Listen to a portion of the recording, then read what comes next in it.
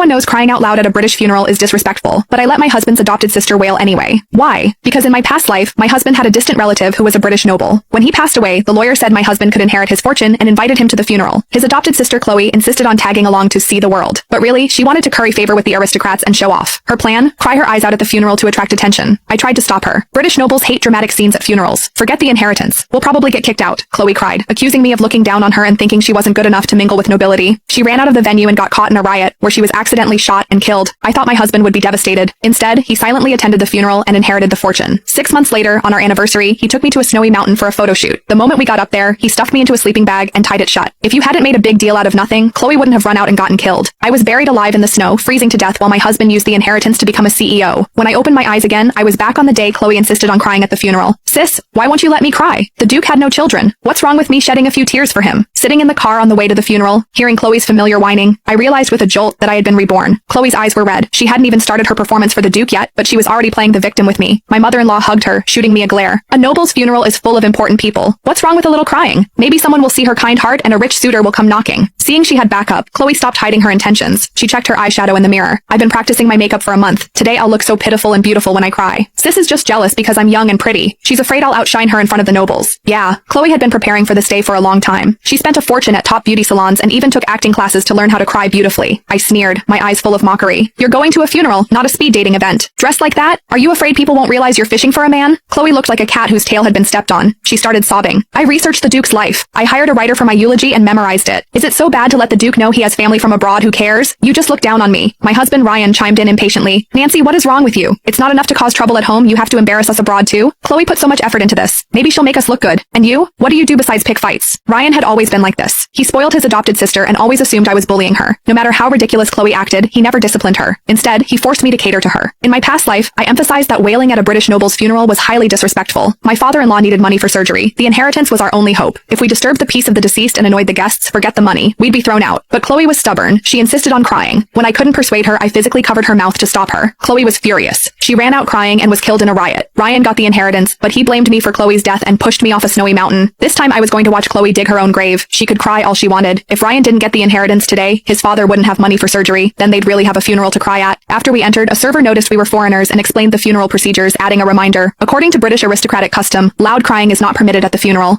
As soon as the server left, Chloe raised an eyebrow. She's just jealous because I'm prettier than her. She's afraid her master will like me. My mother-in-law nodded eagerly. Those women serving nobles. They're all scheming. I couldn't help but laugh. Chloe was way too confident. Did she really think she was beautiful enough to make every woman in the world jealous? Seeing me laugh, she seemed to realize something. You were chatting so happily with that server. Click the link in my bio to get the full story for free.